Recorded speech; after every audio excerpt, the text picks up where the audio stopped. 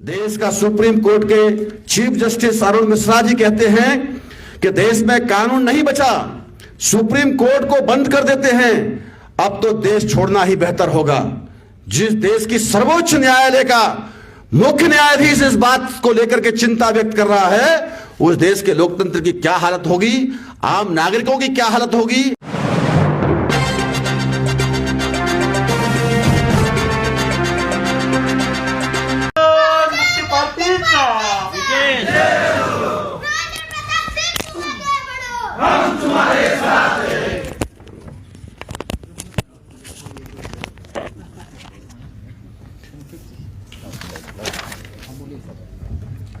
धन्यवाद।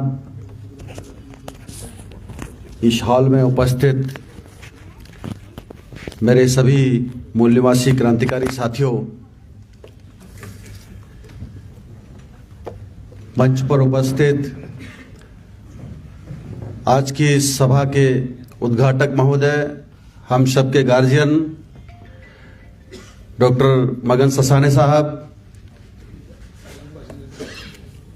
सफल संचालन कर रहे गौरव पनोरेकर जी, अमोल लौंडे जी, नाना साहेब चौहान साहब, एडवोकेट अनिल किनाके जी, विजय राजूरकर जी, लखन चौहान साहब, अत्ताउल्ला खान साहब, प्रताप दादा पाटिल साहब, सुजाता मैडम, सुनील काका जाधव जी, श्रीकांत दादा ओहोर साहब जो हमारे इस पार्टी के महाराष्ट्र के स्टेट प्रेसिडेंट हैं, और हमारी पार्टी के national general secretary honourable advocate Rahul Makhare साहब, नई जिम्मेदारी देश भर के साथियों ने जो हमें लगाई है, जिम्मेदारी देने के बाद में ये पहला कार्यक्रम आधुनिक भारत में क्रांति की भूमि राष्ट्रपिता ज्योतिराव फुले साहब की इस क्रांति की भूमि पर महाराष्ट्र में, जहां से विश्व रत्न डॉक्टर बाबा साहब अम्बेडकर का जन्म हुआ, सबसे पहला कार्यक्रम आज महाराष्ट्र में आप लोगों ने स्वागत कार्यक्रम के तहत लगाया है। मैं आपका तहे दिल से शुक्रिया अदा करता हूं। आप सभी लोगों का हार्दिक आभार व्यक्त करता हूं। ये वो जगह है साथियों जहां पर बहुजन मुक्ति पार्टी की पटकथा लिखी गई। मुझे याद है जब देश भर में हमारी आंदोलन की सुरक्षा के लिए भारत की कोई भी राजनीतिक पार्टी आगे नहीं आ रही थी, तो इस क्रांति की भूमि महाराष्ट्र के इस पुणे शहर में एक झांबरे पैलेस है, वहां 3 दिवसीय हमारा चिंतन मनन हुआ और वहां से ये फैसला लिया गया कि हमें अपनी आंदोलन की सुरक्षा के लिए एक राजनीतिक पार्टी की आवश्यकता है। सारे देश भर में 1 मिनट के अंदर में जैसे ही ये वक्तव्य जारी हुआ, उस चिंतन मनन के बाद में 1 मिनट के अंदर में पूरे भारत में जंगल में आग की तरह से ये बात फैल गई। और दोस्तों, उस समय से दिल्ली के अंदर में इसका स्थापना हुई 6 दिसंबर को 2012 में गढ़वाल भवन में, और तब से निरंतर विद इन 2 ईयर के अंदर में अगर हम देखें तो 2012 दिसंबर तो लगभग जा ही चुका था, 13 का जनवरी आया और 14 की शुरुआत ही होती है इलेक्शन की। भारत की सबसे बड़ी महापंचायत का चुनाव हम लोगों ने बहुजन मुक्ति पार्टी के माध्यम से लड़ा। आउट ऑफ 543 सीट्स में से लगभग 419 सीटों पर हम लोगों ने उस समय तैयारी किया। चूंकि राजनीति में हम लोग नए नए थे, इसलिए बहुत सारी जगह अनुभव ना होने की वजह से हमारे नामांकन खारिज किए गए,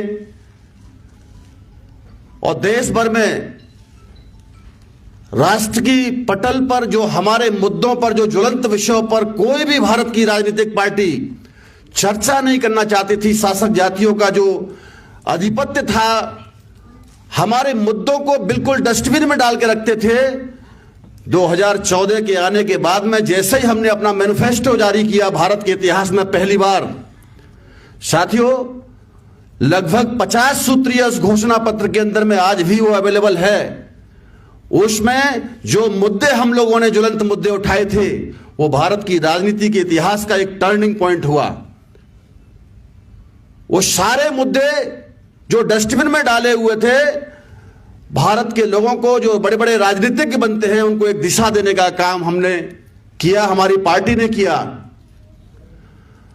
और उसी बीच में महाराष्ट्र का इलेक्शन हुआ दोस्तों। नवंबर में असेंबली इलेक्शन था। उस वक्त मैं उत्तर प्रदेश का प्रदेश अध्यक्ष हुआ करता था। पार्टी के आदेश पर मुझे केवल एक शिरूर विधानसभा की जिम्मेदारी लगाई गई।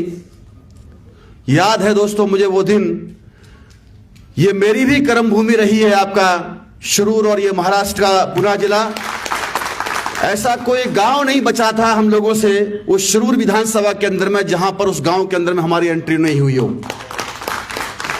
ऑनरेबल डॉक्टर ससाने साहब उस समय चुनाव लड़ रहे थे, बहुजन मुक्ति पार्टी के उम्मीदवार थे। और उस 15 दिन के अंतराल में, 15 से 20 दिन के अंतराल में आप लोगों से मैंने बहुत कुछ सीखा दोस्तों। मुझे मराठी नहीं आती थी, मगर उस समय गुरुजी बेताल साहब और बहुत सारे हमारे श्रीकांत ओहोर साहब, बाजारे काका जी और हमारे साहब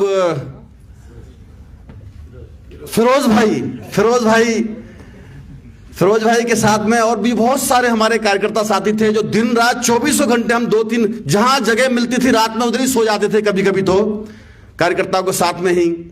साथियों, उस समय मैंने थोड़ी सी मराठी सीखी, तो मैं क्या करता था, एक बार वो शीन याद है मुझे कि लोग मुर्दे को दफनाने के लिए कब्रिस्तान लेके जा रहे थे। हमने कहा भाई गाड़ी रोकिए।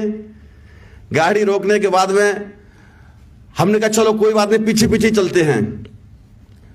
तो लोग जो काम अपना अंतिम क्रिया का वो कर रहे थे, उसी बीच में हम लोगों ने पर्चा लेकर के लोगों को बड़े इत्मीनान से दिया कि भैया वो जो काम जो होना था वो तो हो गया, मगर आप ये देखिए देश की भविष्य को दिशा देने का काम है। हमने समझाया लोगों को। और उस समय थोड़ी सी मराठी मैंने जो सीखी थी वो मैं थोड़ा इस मौके पर आपको बताना चाहूंगा, टूटी फूटी जो भी थी। तो मैं पर्चा जब देता था लोगों को, तो लोग से पूछता था कि ए साहब आपण 2 मिनिट घेऊन प्लीज, आपण बहुजन मुक्ती पार्टीचे अधिकृत उमेदवार आहे डॉक्टर मगन ससाणे साहेब,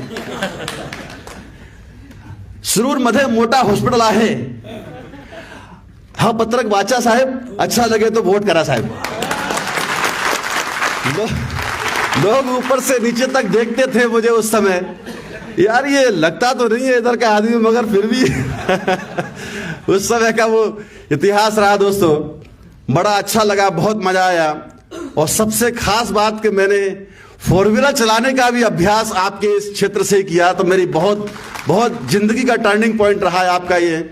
इस क्रांति की भूमि, अपने महापुरुषों की भूमि जो है, यहां से हम लोगों ने इस बहुजन मुक्ति पार्टी की आज ये स्वागत सत्कार का कार्यक्रम आप लोगों ने शुरू किया। नई जिम्मेदारी राष्ट्रीय अध्यक्ष के पद पर मिलने के बाद में 1 स्टेट 1 डे के हिसाब से जो प्रोग्राम हम लोगों ने सेट किया, अभी ऑनरेबल राहुल मखरे साहब ने भी आपको बताया कि आज रात को ही हमको यहाँ से निकलना है अहमदाबाद के लिए। कल अहमदाबाद में रहेंगे, शाम को ही निकलेंगे वहाँ से राजस्थान के अंदर पाली डिस्ट्रिक्ट में, फिर वाया अजमेर होते हुए आपके भोपाल आएंगे, भोपाल से पटना जाएंगे, पटना से फिर कोलकाता, कोलकाता से फिर इधर नेक्स्ट गिरिडीह झारखंड में, झारखंड से 3 डेज का प्रोग्राम हमारा नेशनल लेवल का दिल्ली में है। दिल्ली के बाद में फिर पंजाब, जालंधर, और इस तरीके से लगातार जालंधर के बाद में फिर हरियाणा, हरियाणा के बाद उत्तराखंड, हिमाचल, लगातार नॉन स्टॉप ये प्रोग्राम हमारे आज लगे हुए हैं।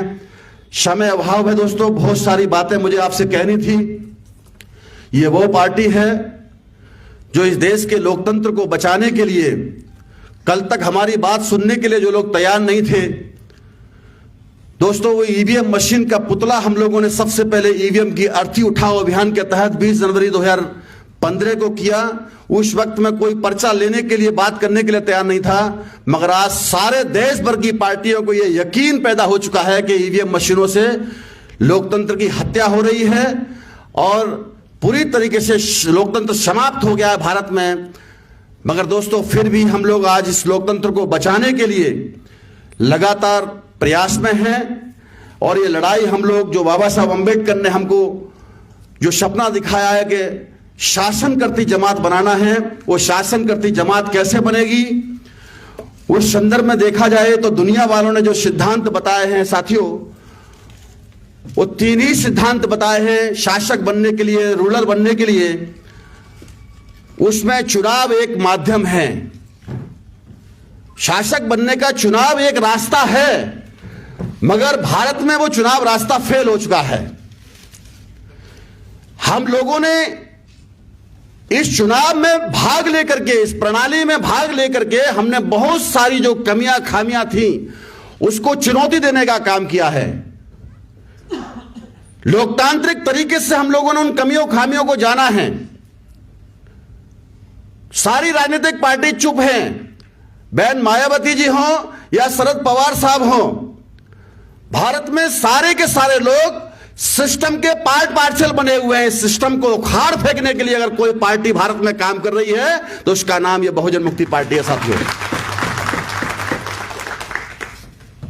चुनाव एक रास्ता है, दूसरा रास्ता हथियारबंद आंदोलन एक रास्ता है जिस पर हम लोग यकीन विश्वास नहीं करते हैं, और तीसरा रास्ता जन आंदोलन है। यह बहुजन मुक्ति पार्टी, एमएलए एमपी तो हम लोगों को बोनस में मिलने वाले हैं, ये जन आंदोलन करने के लिए एक हथियार के रूप में हम लोगों ने तैयार की है। Political party as a tool, इसके माध्यम से हम देश को दिशा देने का काम करेंगे और अधिकार वंचित लोगों को, गुलामों को शासक बनाने के लिए हम लोग काम कर रहे हैं। शासक कौन होता है, शासक की परिभाषा क्या होती है? शासक वह होता है दोस्तों जो आंतरिक और बाह्य दबाव से मुक्त रह करके निर्णय करने की शक्ति जिसके पास में होती है, वही शासक होता है। आज हम लोग भले ही कहीं पर कोई भी एमएलए एमपी हमारा नहीं है, मगर जो निर्णय हम लोग लेते हैं वो निर्णय आज देश को दिशा देने का काम करते हैं, वो शासक बनने की दिशा में। साथियों, बाहर रह करके भी हमारा जो आंदोलन उभर के आ रहा है वो निश्चित तौर पर आने वाले समय में हम लोग इस देश के शासक बनेंगे। इसके लिए हम लोग काम कर रहे हैं। हमारा दुश्मन जो शैतान लोग हैं, जो वर्तमान शासक वर्ग के लोग हैं, वो हमारे ज्वलंत मुद्दों को डाइवर्ट करने का काम करते हैं।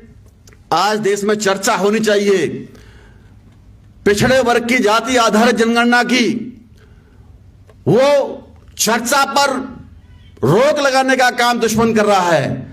आज देश में चर्चा होनी चाहिए भारत के ही लोगों को, इस देश के भूमि पुत्रों को नागरिकता के अधिकार से वंचित करने का जो षड्यंत्र चल रहा है उस पर कोई बोलने के लिए तैयार नहीं है।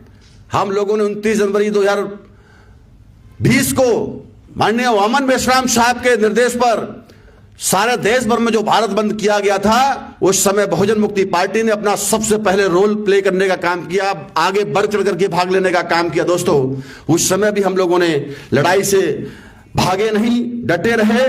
आज देश में चर्चा होनी चाहिए पुरानी पेंसिल बहाली की, और ऐसे बहुत सारे ज्वलंत मुद्दे हैं, मगर चर्चा किसकी हो रही है?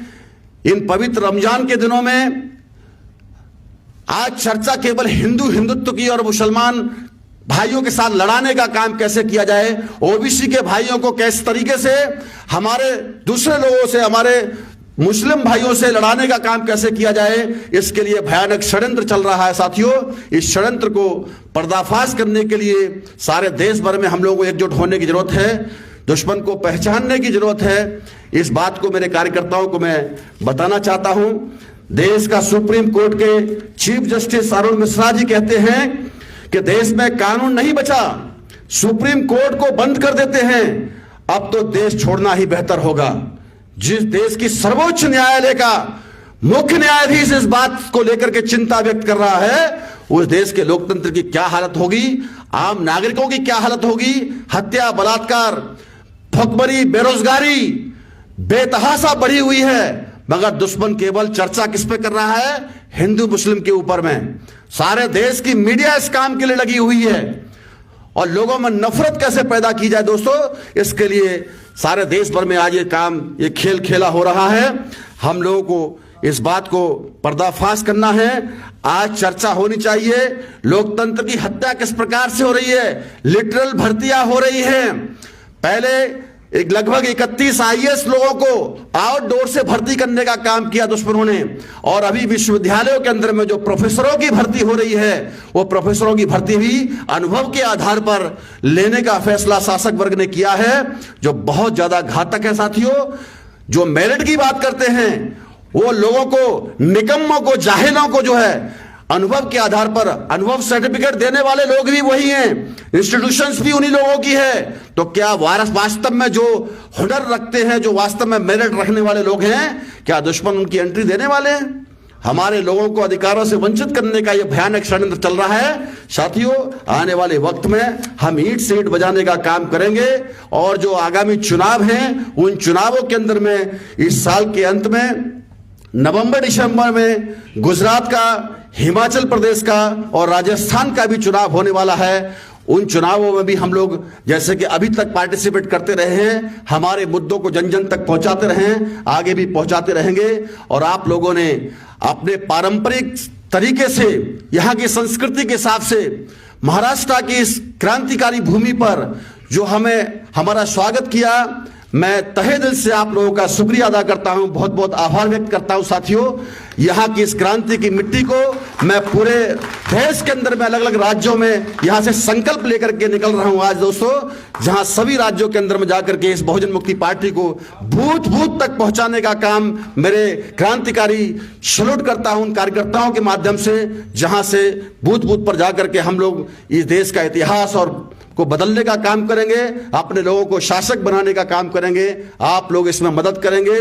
आप लोगों ने तन मन धन के साथ में जो साथ सहयोग किया, ये पर्याप्त नहीं है, और भी आगे आपको इस तरीके से साथ और सहयोग करना होगा, क्योंकि मुफ्त में क्रांति नहीं होती है मेरे दोस्तों। इसके लिए कीमत चुकानी होगी, और ये कीमत चुकाने के लिए मेरा बहुजन समाज, मूल्यवासी समाज के लोग आगे आएंगे। इसी चंद बातों के साथ में मैं अपनी बात को यहीं रोकता हूं।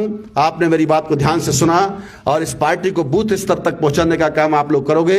इन्हीं बातों के साथ में बहुत बहुत धन्यवाद, आभार। जय मूल्यवासी, जय ज्योति, जय बाबा साहब अम्बेडकर। बहुत बहुत आभार, धन्यवाद साथियों। Thank you very much.